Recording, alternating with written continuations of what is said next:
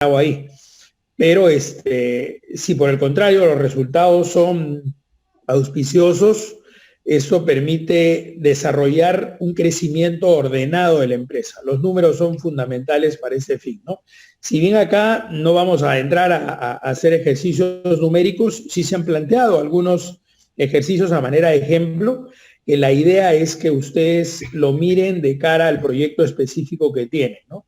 Y lo importante, como vemos en esta parte, siempre es aclarar los conceptos para tener las ideas claras. No basta con que uno saque un número, meta la fórmula y saque el resultado, sino que entienda cuál es el concepto de lo que se está mostrando con ese número o con esos números, ¿no?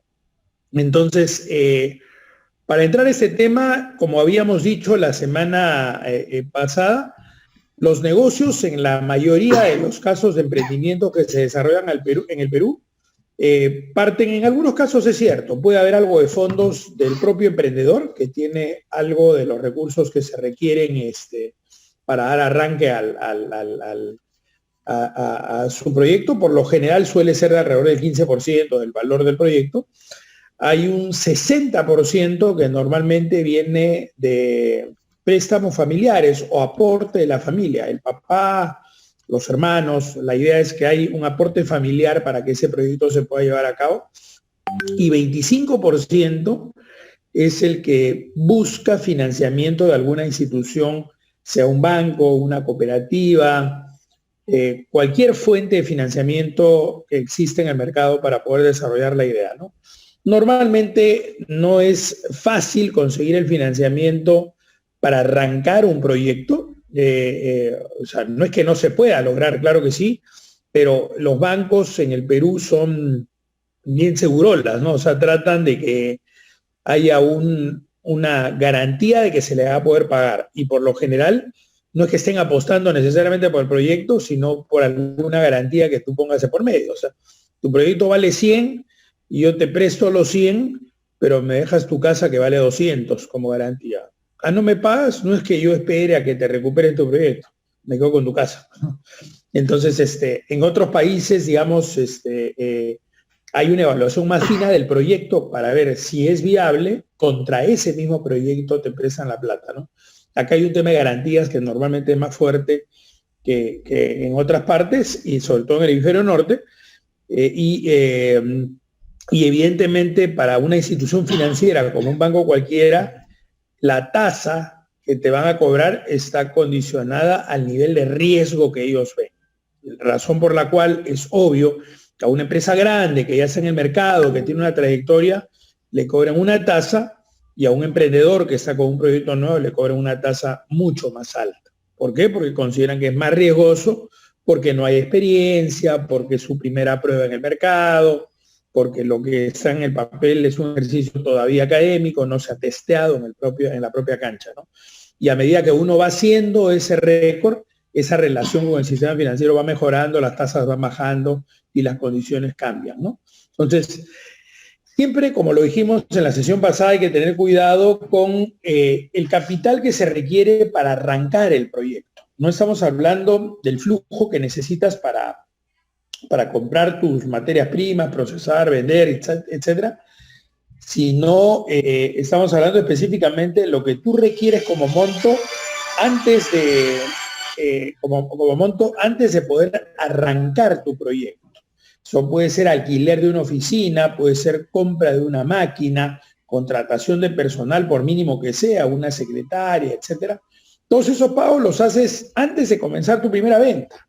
Antes de tener un ingreso, ya incurriste en esos gastos o costos o monto de inversión de arranque. Entonces, esos pagos hay que calcularlos bien para que uno no tenga después el bache de, oye, yo tenía una platita, pero fue insuficiente para cubrir los costos de arranque.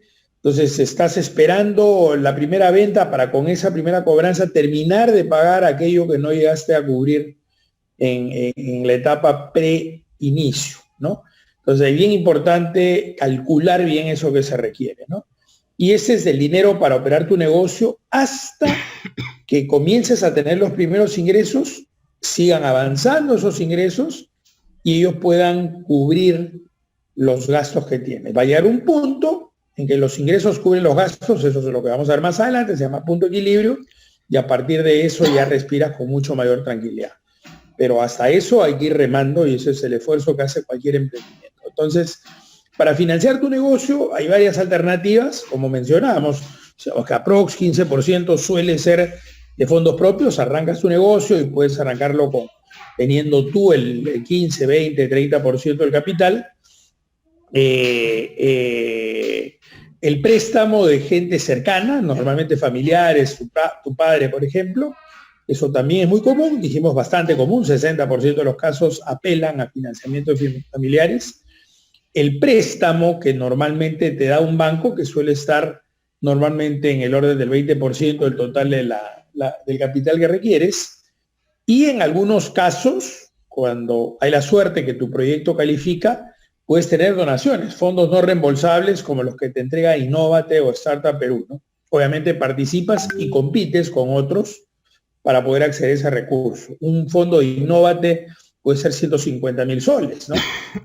Que para un proyecto grande no es mucho, pero para un proyecto de arranque es platita, ¿no? Son como 35.000 dólares o cosas por el estilo, ¿no? Entonces, eso permite arrancar y cuando el proyecto está bien armado, bien montado, ese jurado de Innovate, yo he sido parte de ese jurado durante un año, te puede calificar positivamente para que puedas acceder a ese fondo no reembolsable, ¿no? El ecosistema emprendedor es todo lo que conforma esta familia del emprendimiento y que facilita el desarrollo, el accionar de los emprendedores y tiene varios componentes importantes. Hay incluso algunas universidades privadas en el Perú que han desarrollado incubadoras, ¿no? O sea, formadoras de emprendimientos que luego se lanzan al mercado, ¿no?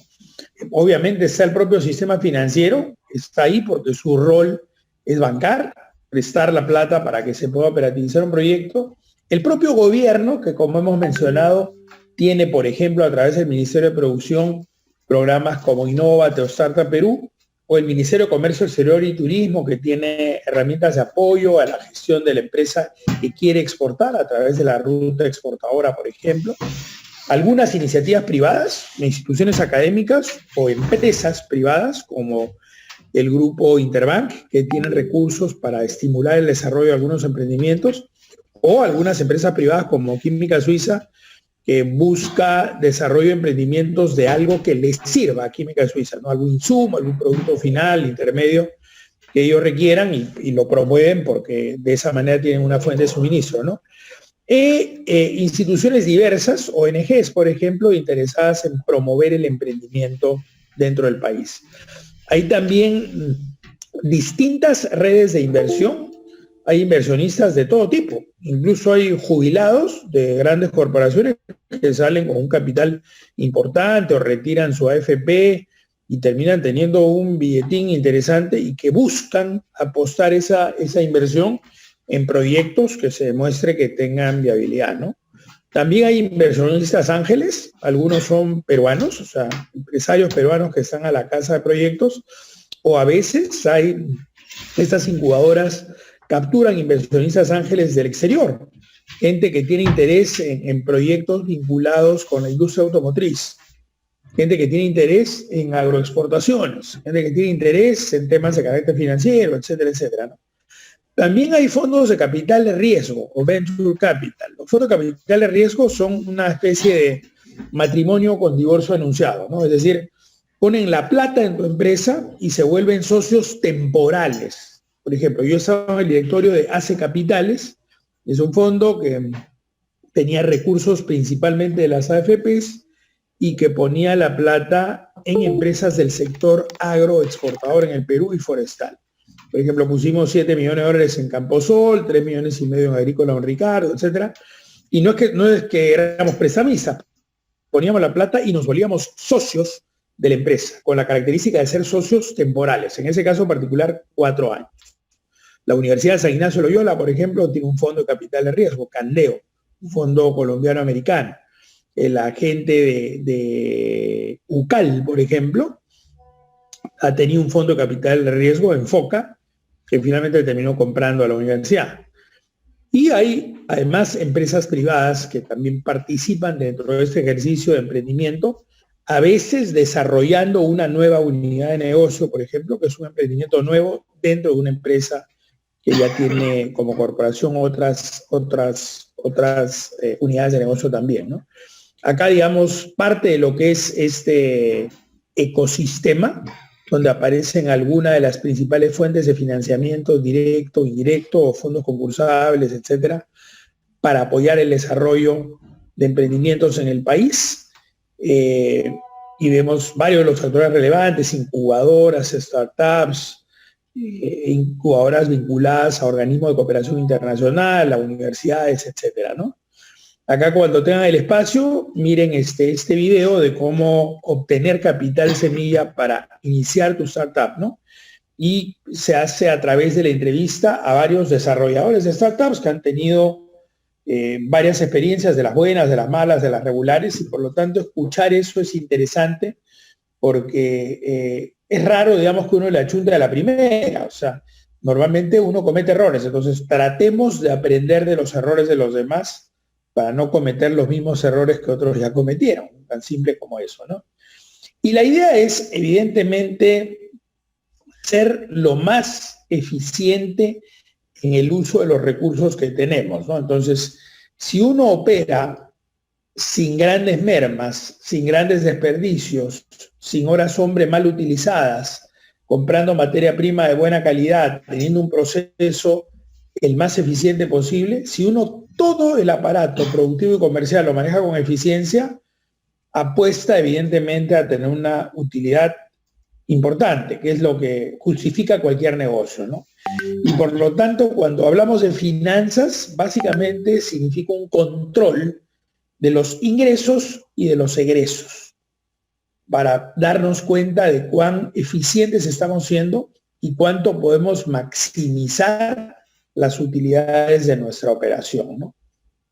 Ese es el punto. Entonces, para eso se requiere, digamos, el montaje de un plan financiero y el registro de todos los elementos contables que sean necesarios para que ese plan financiero me dé una idea clara de lo atractivo que puede ser el negocio en el que me estoy involucrando, ¿no?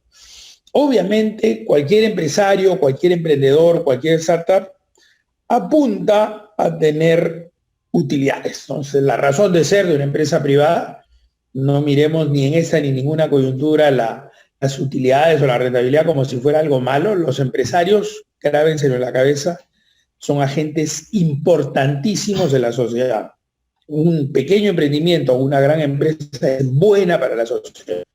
Que hayan empresas delincuentes, que hayan empresas que no respetan las normas laborales, el medio ambiente, perfecto. Para eso se establecerán las sanciones que correspondan, y si se tiene que cerrar una empresa, que se cierre.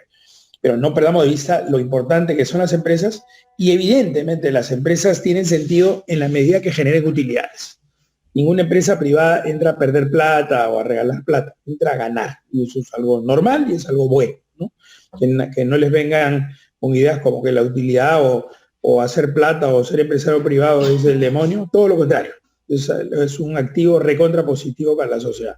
Sea un emprendedor como cualquiera de ustedes desarrollando una iniciativa, o sea ustedes una empresa de las más grandes en el Perú, ¿no? Entonces, las utilidades se refieren al dinero que resulta de restar a los ingresos que obtenemos por ventas todos los costos totales de la operación. Normalmente calculas la utilidad bruta primero, que es antes de hacer el pago de impuestos. Antes de pagarle al Estado, darte cuenta de cuánto te rinde la operación, cuánto te rinde el negocio. Entonces, a las ventas se le descuenta el costo total, por todo concepto, costos directos, indirectos, fijos, variables, y eso me da como resultado lo que se llama utilidad bruta. Si a esta utilidad bruta le descuento además los impuestos que le tengo que pagar al Estado peruano, se convierte en utilidad neta. Si miran ese gráfico tan simple como lo ven, se dan cuenta de lo que significa que el Estado diga: a estos impuestos yo quiero más plata, pues porque necesito para construir escuelas, tal y tal y tal. Y es el lugar de ampliar la base tributaria, es decir, reducir la informalidad y que más paguen, dice: a los que pagan le voy a cobrar más. Entonces está castigando a aquellos que generan el bienestar, no solamente para su empresa, sino para el país, aportando los impuestos al Estado. Entonces, no es una buena idea decir te clavo más impuestos y si pagabas 20, ahora quiero que me pagues 40, o si estabas en una minera y te llevabas el 70, ahora los 70 lo quiero yo y 30. Eso no es una buena idea, es una mala idea. Es una mala idea, ¿no? Eso es castigar al empresario privado y este empresario mira mercados alternativos y mañana se va a Colombia. Listo, tan simple como eso. ¿Creen que no lo hacen? Lo hacen las empresas, se mudan. Pregúntenle a Top y Top si no está produciendo en Honduras en lugar de producir acá. O sea, se mueven. Entonces, así funciona. Aterrizando el tema de la empresa, evidentemente la empresa tiene que respetar los impuestos de ley y pagarlos. Solamente estoy refiriéndome a ese cuadrante azul para darnos cuenta que tiene que ser algo razonable y no puede ser demasiado elevado porque desmotiva a un emprendedor, ¿no? Cuando inicias un negocio, algunas consideraciones importantes. Obviamente tienes una pretensión de lograr utilidades importantes y obviamente te preocupa que en algún momento tengas baches de liquidez. ¿Qué significa? Que tú tengas plata, pero la plata está en cobranza. Tu cliente todavía no te paga. Sin embargo, tú tienes que pagar planillas. Oye, estamos 24. El 30 tienes que pagar planillas. Y la gente no quiere que juegues con su platita. O sea, la gente no le puede decir, uy, te voy a pagar, pero te doy la mitad te la pago a la quincena y después se junta con la otra. Cosa que pasa en muchas empresas. Pero mucho cuidado con eso, porque eso es un tema absolutamente sensible. Ganes 1.000 soles o ganes $1.000.000, tú necesitas la plata en el momento que tienes acordado con la empresa para la cual trabajas, porque en función a eso te has comprometido a deudas, tienes que pagar luz, teléfono, alimentos, alquileres, etcétera, etcétera. Entonces, le pasa a algunas empresas que tienen en cobranza una plata. Me va a venir $1.000.000, pero me va a venir y me llega dentro de 20 días, pero yo tengo hoy que pagar 100.000. ¿Cómo pago? Ese es un problema de liquidez. O sea, no tengo plata suficiente ahora porque he manejado un flujo no responsable. Tengo que tener un flujo muy cuidadoso para que esas situaciones no sucedan y yo no le diga al Estado, y no te puedo pagar el impuesto, y yo no le diga a mis empleados, no te puedo pagar tu sueldo, y le diga a mi proveedor, te dije a los 30 días, pero van 45 y necesito 10 más. No, porque eso hace que ese proveedor también busque otros clientes y en la medida de lo posible trate de no venderte a ti porque sabe que lo puedes meter en problemas, ¿no? Pero es bien importante para ese fin, para tener utilidades y para no tener problemas de liquidez, armar un plan de ventas y costos y desarrollar lo que se llama un flujo de caja, ¿no? Que ustedes ya lo han ido armando para los proyectos, ¿no? Este plan de ventas y costos se elabora normalmente para un año. Uno lo puede hacer para periodos más cortos y correrlo para 6 meses, correrlo para un trimestre, pero lo usual es elaborarlo para el primer año de actividad. Y en ese plan se trata de plantear la estimación de ventas. Obviamente todavía no has arrancado, por lo tanto es una proyección de ventas, es cuánto pretendo vender, y obviamente no es un número que se me sale como un conejo de un sombrero o un mago, sino que puedo tener contratos, por ejemplo. Tengo 2 clientes que me están comprando 500 cajas de conserva de sardina. Ya con esos 2 clientes, cada uno 500, ya tengo 1.000 seguro. ¿Cuánto valen esas 1.000 cajas? Tanto. Ese es el valor de ventas. ¿Cuánto va a ser cada mes? Es el mismo número para cada mes o no, se concentra en algunos momentos del año, etcétera. Eso se ve. Por eso que se calcula para el año, porque hay productos estacionales cuya venta se concentra en algunos meses principalmente, ¿no? Por ejemplo, vendo flores, comprenderán que ahí ni siquiera son semanas, son días específicos donde se vende la flor a un buen precio, digamos. El Día de Acción de Gracias, el Día de la Madre, el Día de San Valentín, Navidad, etcétera, etcétera, ¿no? Y cuáles son todos los costos en los que tiene que incurrir tu empresa, tu proyecto, ¿no? Con eso armo el plan de ventas, ¿no? Y los pasos para elaborar el plan de ventas y los costos referidos a este plan implican tener una información sobre las ventas mensuales, proyectarlo para el año, pero repito, puede ser, como suele pasar, que las ventas se concentren en algunos meses en particular. Vendo helados, natural pensar que la venta de helados se va a concentrar principalmente pues entre, no sé, noviembre y mayo, digamos, ¿no? Si bien Chiclayo tiene una temperatura más rica que Lima y tal, pero igual, digamos, no hay la costumbre, en otros países sí, acá no hay la costumbre de estar consumiendo helado permanentemente en pleno agosto, ¿no? O en pleno junio como estamos ahora, o julio, ¿no? Entonces pueden haber estacionalidades. Es un plan de ventas y a esas ventas que tengo proyectadas le resto todos los costos operativos y costos de personal. Todo, no omitir nada, incluyendo la depreciación. Acuérdense que la maquinaria, los equipos se deprecian, y incluyendo también los intereses. Si tengo un préstamo del banco o el préstamo de mi papá o de mi hermano, hay un interés por medio y tengo que calcular. Cuando le resto todo eso, se determina lo que se llama la ganancia bruta, es decir, ingresos menos costos totales de la ganancia bruta. Si a esa ganancia bruta le resto el impuesto que le tengo que pagar al Estado, el impuesto a la renta, que es de 30% al año, eso me determina lo que se llama la ganancia neta. Resulta de la ganancia bruta menos los impuestos, ¿no? Ese es el cálculo, súper simple, pero hay que tenerlo claro siempre, ¿no? Acá hay un ejemplo para poner un caso específico de alguna panadería y ver cómo se hace el cálculo, una estimación de las ventas primero, eso te genera los ingresos totales, que vamos viendo que van escalonados, no son iguales, y se va reduciendo los costos de personal, los costos operativos, la depreciación, los intereses, llegas al costo total, esos ingresos menos los costos te da la ganancia bruta, y restado el 30% de impuesto a la renta te da la ganancia neta, ¿no? Y lo ordenas de esa manera para cada uno de los productos que desarrollas, ¿no? Es tan simple, o sea, ingresos y los costos, personal, operativos, depreciación e intereses. Y eso te permite el cálculo. Ya es un cuadrito así ordenado y puedes tener rubro por rubro una idea clara de tu plan de ventas y los costos por mes, ¿no? Entonces, ese plan de ventas debe reflejar si la empresa podrá obtener utilidades y si estas son suficientes como para poder proteger al negocio por si algo no funciona bien o se presentan problemas o imprevistos. Esto siempre contémplenlo. Obviamente hay negocios más sensibles a ciertas variables que otros. ¿A qué me refiero? Por ejemplo, el niño. Se pronuncia el niño. A algunos negocios los afecta fuertemente.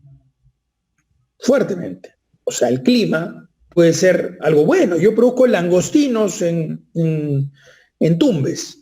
Mientras más alta la temperatura, mayor rendimiento por poza. Por consiguiente, yo podría decir, me beneficio con eso. Pero por otro lado, las lluvias que vienen acompañando esas altas temperaturas hacen que se rebalsen los proyectos de irrigación, hacen que se bloqueen carreteras, que no haya conectividad, que no puedas transportar tu producto a Lima, etcétera, etcétera. Entonces, esos son imprevistos, ¿no? La pandemia evidentemente era algún imprevisto, a pesar de que nadie calculó que se pudiera demorar tanto, ¿no? Pero vamos, los otros son imprevistos menores, que yo calcule de mi cliente, que me ha dicho que me paga 30 días, en la práctica no sean 30, pues sean 45. Entonces tengo un costo financiero, tengo un retraso en mis ingresos y por lo tanto me complica el pago a los proveedores, y todo eso debo contemplarlo en el marco de un flujo, ¿no? Y el otro punto a considerar es que en los primeros meses de operación es probable que tu negocio no obtenga utilidades. Es lo más probable, no diría es probable, es lo más. Pero después de ese periodo deberías esperar que se presenten ganancias. Evidentemente, si no, no tendría justificación el negocio, ¿no? Es decir, se plantea esperando que luego de un paso primero, donde de repente vendes 10 y tus costos son 15, pasas a otro mes que vendes 12, pero tus costos son 15, pasas a otro mes que vendes 15 y tus costos son 15, hasta que llegas un momento en que tus ingresos son 18 y tus costos son 15. Comenzaste a obtener las primeras ganancias, utilidades, ¿no? Eso es progresivo, ¿no? Entonces, es normal esperar que en el primer periodo, que pueden ser meses, uno esté todavía en rojo, ¿no? Y es importante, evidentemente, calcular cuál va a ser el volumen de las ventas, cuáles son los precios que se han establecido para cada producto o servicio. Ya hemos visto eso cuando hablábamos del plan de marketing.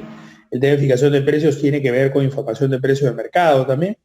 los costos de las materias primas, la mano de obra, las remuneraciones, el personal, todo lo tengo que tener absolutamente calculado. Subrayen, absolutamente calculado. Es decir, no puedo darme el lujo de haber omitido algo, porque si no mi rentabilidad, la que tengo en los cuadros, puede ser ficticia. Pues estar perdiendo plata y creo que gane. O sea, mucho cuidado. Estamos en la parte de números y hay que manejarlos con mucho cuidado, ¿no? Las utilidades de tu negocio deben ser suficientes para pagar tu sueldo, evidentemente. Uno puede decir, ok, yo entro, soy el gerente general de la empresa y hago de todo. Desde el que barre hasta el que coloca y cobra y negocia con los proveedores y con los clientes y tal. No por eso te vas a decir, oye, yo soy el gerente, así que me asigno un sueldazo. No. Obviamente uno puede partir con prudencia, pero debería el resultado del negocio, al menos en un arranque, permitirte cubrir tu sueldo para que a medida que el negocio crezca, ya comenzar a darte cuenta que vale la pena, ¿no? Que ya los números son más atractivos. De repente te das cuenta que en la escala en la que estás, donde mueves 200 cajas al mes del producto que hayas elegido, con eso estás con las justas. Pero ya te das cuenta de que si lograras en algún momento no producir y vender 200 cajas, sino vender 1.200 cajas, comienza a ser un negocio atractivo. Entonces tu meta debería ser llegar a esas 1.200 y de ahí para arriba en un plazo relativamente corto. Okay, vendo 200, el segundo mes ya voy a estar vendiendo 600. El tercer mes ya estoy en 1.000. El cuarto mes superé los 1.200. O sea, a partir del mes 5 estoy en azul y comienzo a ganar plata. Y de ahí para adelante, ¿no?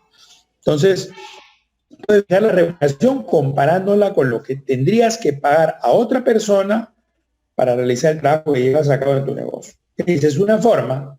A veces hay más prudencia y dicen, voy a ponerme un sueldo aún un poco menor. Sé que lo que estoy haciendo vale 6.000, pero es un pequeño negocio. Le voy a poner 2.000. Y de repente le pongo eso y un variable en función a cuánto vaya vendiendo. O voy a ir creciendo de manera escalonada a medida que venda más. Vendo más, paso de 3.000 a 4.000. Y así sucesivamente hasta que llego a los 6.000, que es el valor de mercado, ¿no? Por poner un número, ¿no? El plan de flujo de caja proyectado es un poco lo que conversábamos la semana anterior y que se puede establecer también para un mes, desagregando con el nivel de detalle que se requiera todos los costos de inversión, los costos de producción, los costos de ventas, todo súper detallado. O sea, tengo que tener mis ingresos primero y luego todos los costos para en función a eso tener un flujo y saber si el negocio está funcionando o no. Y en ese flujo contemplar incluso el pago de la deuda. Si tengo una deuda con la banca, tengo que contemplarlo, tengo que contemplar el interés, tengo que contemplar cuánto estoy amortizando y cuánto me queda por pagar, etcétera, ¿no? Eso manejarlo con mucho cuidado. Entonces ahí tienen un poco los cuadritos que pueden utilizar como referencia para armar su flujo de caja, ¿no? Si el plan de flujo efectivo o caja muestra que el negocio puede quedarse sin liquidez en un mes, hay una señal de alerta. Y esa señal de alerta hay que manejarla respondiendo a las siguientes preguntas. ¿Se pueden aumentar los ingresos de tal manera que me alcance la plata y no tenga ese vacío de liquidez? ¿Se puede reducir el crédito?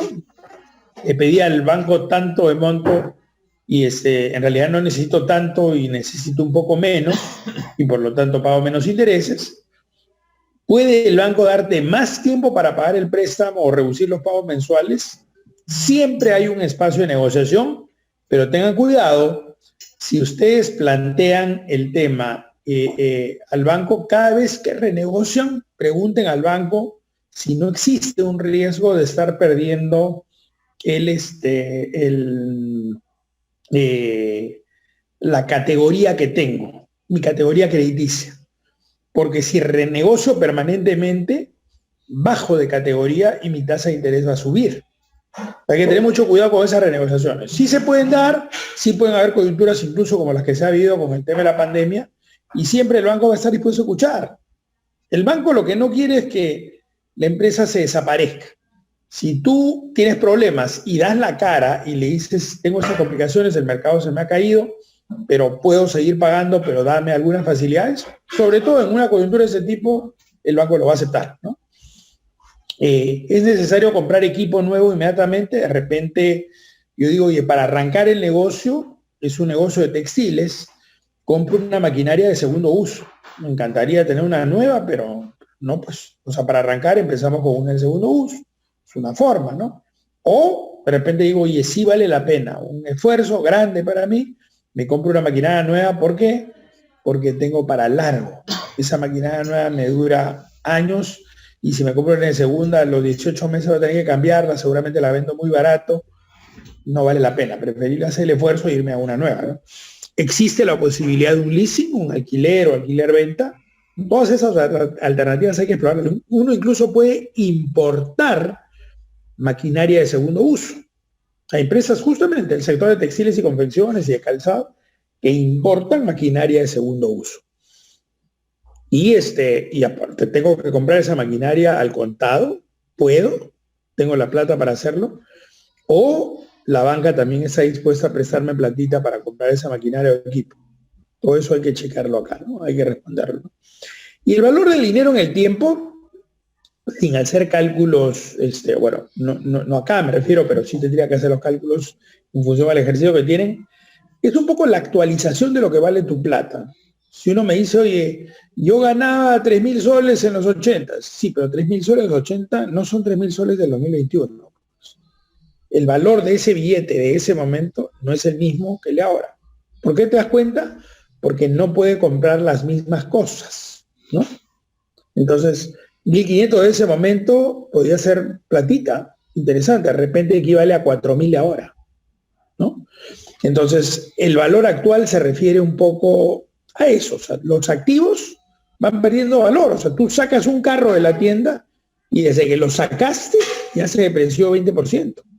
O tú crees que lo sacas a 10.000 y lo vendes a 10.000. Lo sacas y lo vendes a 8, solo habiéndolo sacado de la tienda. O sea, el año 1 hay una apreciación más fuerte normalmente. Entonces, un producto, por eso esa comparación, digamos, una casa puede terminar valiendo lo que vale prácticamente una choza, si simplemente uno actualiza el valor en frío de lo que eso significa, ¿no? Entonces, una proyección al futuro de tu plata ahora, cuánto valdría hacia adelante. Tengan cuidado con eso, por ejemplo, cuando se meten a esa platita de ahorro a futuro y te hablan de que te voy a dar tanta plata. Cuando te den esa plata, cuando te jubiles, que te están haciendo ofrecimiento y te dicen, te voy a dar $500,000 de soles, ese $500,000 de soles que te están diciendo, cuando lleguemos a ese año, dentro de 10, 15, 20 años, va a valer el equivalente de repente a 100.000, no a $500,000. Entonces, hay que comparar el valor del dinero a lo largo del tiempo. El valor de un año no es lo mismo que el valor de 10 años más hacia adelante. Entonces, hay que calcular el valor actual. Hay una fórmula que pueden aplicar, vamos a mirar ahí algunos ejercicios que, más que resolverlos acá, revísenlos para que puedan incorporar las variables de la tasa de interés de ahorros, básicamente, para darte cuenta de cuánto se va moviendo el valor de esa plata a lo largo del tiempo, ¿no? Son cálculos súper simples, simplemente a la hora que hayan definido, que ya lo tienen, por supuesto, el trabajo, el producto, el servicio que hayan elegido, consideren esas variables y consideren que la tasa de descuento refleja la oportunidad perdida de gastar o invertir en el presente. En pocas palabras, es lo que se llama costo de oportunidad de capital. El ejemplo que yo les decía, necesito 10.000 soles para este negocio. No lo voy a pedir al banco, lo voy a poner yo. Aunque lo ponga yo, debo considerar un costo de oportunidad de capital. Y ese costo de oportunidad de capital por lo menos debería ser el interés que el banco me pagaría. Si en lugar de meter esos 100.000 soles acá, lo pongo en una cuenta fija en el banco, que me da 3% al año. Bueno, ese es el costo de oportunidad del capital, ¿no? Y la tasa de rentabilidad mínima requerida que se ha de exigir de las inversiones. Es decir, ¿cuánto mínimo debería rendirme esa platita para que vale la pena? Si me rinde menos de 3% y esa plata en el banco me rinde 3%, no vale la pena pues el negocio. Para eso tengo mi plata tranquilita en un banco, pues, un banco que esté supervisado por la Superintendencia de Banca y Seguros y que por lo tanto mi riesgo de que el banco quiebre o tenga algún problema es bajito, pues. O sea, ¿para qué me voy a arriesgar y voy a contratar personal, importar maquinaria, etcétera, etcétera, para que al final no ¿cómo se llama? No se justifique, porque el banco me da lo mismo que ganaría haciendo todo ese esfuerzo, pagando impuestos al Estado, arriesgándome poder perder parte de mi platita, no vale la pena. Entonces, el flujo de caja siempre debe contemplar en la última línea el servicio a la deuda, cuánto tengo de préstamo y cuánto voy amortizando de esa deuda y cuáles son los intereses que he pactado con la banca. Para compararlo, como dijimos en la sesión pasada, debo averiguar alternativas. Nunca me compro el producto financiero que me ofrece el primer banco al que le toqué la puerta. Al de crédito me dijo esto, bueno, quiero ir a Interbank, quiero ir al Scotiabank, quiero ir a un banco más pequeño, el Banco de Comercio, quiero una cooperativa de créditos, Pacífico, etcétera, etcétera, y comparar tasas, montos, cuotas. Eso es bien importante porque, recuerden, en el Perú, la platita es cara, digamos. Yo tengo una inversión o tengo una inversión de mi propio bolsillo o de préstamo bancario y tengo que ver cuánto me va a rendir para que esté en capacidad de pagar la deuda y además dejarme un margen. Porque si solo sirve para pagar la deuda, no vale la pena. Pues. Vale la pena en la medida que me permita cubrir esa deuda y además me deje un margen de utilidad. Eso es bien importante para determinar si efectivamente el negocio es rentable o no lo es, ¿no? Bien importante mirarlo. Entonces, cuando escuchan estos conceptos simples que se repiten mucho cuando se habla de plan financiero, el valor actual neto, el famoso VAN. Por valor actual neto de una inversión determinada se entiende como la suma de los valores actualizados del flujo neto de caja esperado del proyecto, deducido de la inversión inicial, ¿no? Repito, se entiende como la suma de los valores actualizados del flujo neto de caja esperado del proyecto, deducido de la inversión inicial, ¿no? Entonces, si lo que voy a ganar lo actualizo y le resto lo que he invertido, ese valor actual neto me da un indicador de qué tan bueno es el negocio en el que me estoy metiendo. Me da una idea de si es un negocio atractivo o no es un negocio atractivo, ¿no? La aplicación de la fórmula te permite el cálculo exacto para tener una idea. Si va por encima de cero, significa que es atractivo, que se acepta, que vale, está en positivo el proyecto. Y si está debajo de cero, descartas el proyecto porque no vale la pena. Entonces, tan simple como eso. Ese es un concepto, valor actual neto. Y el otro concepto es la tasa interna de retorno de tu proyecto. La tasa interna de retorno de una inversión determinada o de un proyecto es la tasa efectiva anual de retorno que hace que el valor actual neto de todos los flujos de efectivo, tanto positivos como negativos, de una determinada inversión, sea igual a cero. Se compare con cero. Repito, si vamos por encima de cero con el BAN, vale la pena; si va debajo, es negativo. Cuando calcula la tasa interna de retorno, apuntas a que el positivo y el negativo de todo tu flujo finalmente tenga un valor de cierre de cero, ¿no? Entonces la tasa interna de retorno, o la TIR, es un indicador de toma de decisiones, es decir, sirve para comparar la rentabilidad de varios planes de negocio, ¿no? Compararlo para ver si vale la pena o no vale la pena. El término interno se refiere al hecho de que el cálculo no incorpora factores externos como, por ejemplo, la tasa de interés o la inflación. Simplemente está mirando los flujos de la operación en sí, sin considerar la tasa de interés ni tampoco la tasa de inflación que puede haber en el mercado en ese momento. Por ahora, digamos, cuando hablamos de tasa de inflación o tasa de interés, la tasa de interés sí, pero la tasa de inflación no es un tema de preocupación mayor porque Perú es uno de los países con más baja tasa de inflación en toda América Latina. Tenemos entre 2 y 3%. Ojalá que no hayan manejos diferentes porque hemos vivido algo que invalidaría cualquiera de los proyectos que han presentado ustedes, que es la llamada hiperinflación. Si hoy día tenemos inflación de 2.5%, les cuento que en el año 90 la inflación fue 7.000%. 7.000% significa que los precios de la canasta de productos que comprabas al cierre del año se habían multiplicado por 700. Y créeme, pregúntaselo a tu papá, que los ingresos de tu papá no se multiplicaron por 700 el año 90. No creo. O sea, entonces, ¿Qué significa? Que tu plata compra cada vez menos. Entonces, acá en una TIR no contemplas esa variable. Hoy día no es tan relevante, pero en su momento era recontra relevante la tasa de inflación. Suponiendo que todos los demás factores iguales entre los diferentes proyectos, iguales entre los diferentes proyectos, proyecto de mayor TIR probablemente sería considerado el primer y mejor realizado. Es decir, compara simplemente TIRs entre distintas alternativas para darte cuenta cuál es la que vale la pena, ¿no? Siempre hay que comparar, ¿no? No, acá en ese video pueden ver incluso el cálculo para hacer un ejercicio numérico si quieren, y llévenlo, así como aparece en ese ejercicio, sin entrar a los números en detalle, hagan el cálculo simple, las fórmulas son bastante sencillas, y háganlo de cara al proyecto específico que tienen. El que era de pota, el que era de repuestos, el que era de maracuyá, el que era de café, lo que fuera, cada proyecto, llévenlo con la data correspondiente a ese proyecto, ¿no? Entonces, para tratar de calcular con los números que tienen de su propio proyecto, qué tan atractivo es. Calculen la banca, calculen la TIR, para darse cuenta si es un negocio que te da un resultado interesante o no. Por ejemplo, en el ejercicio que se plantea ahí, que no vamos a hacer el detalle numérico, aparece como conclusión que no vale la pena. Y como les dije en la sesión anterior y desde la primera sesión, no importa, o sea, yo puedo plantear un proyecto creyendo que es un proyecto interesante y resulta un valor presente negativo. Ok, salió negativo, no vale la pena. Entonces, no se esfuercen en ver cómo maquillan los números para que parezca rentable. Si no es rentable, no es rentable. Tan simple como eso, ¿no?